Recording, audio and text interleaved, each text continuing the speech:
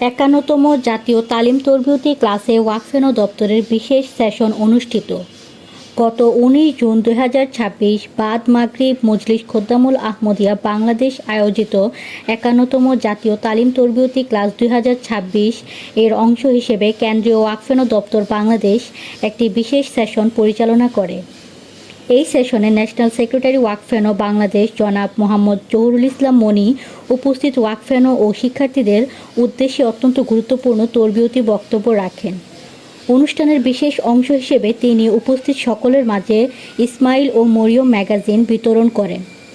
পাশাপাশি গত 25 ও 26 এপ্রিল 2026 তারিখ যুক্তরাজ্যে অনুষ্ঠিত আন্তর্জাতিক ওয়াকফেনো ইজতেমায় হুজুর আইদাল্লাহু তাআলা বিনাসরিল আজিজে প্রদত্ত দুটি ভাষণের সারসংক্ষেপ মুদ্রণ আকারে বিতরণ করা হয়।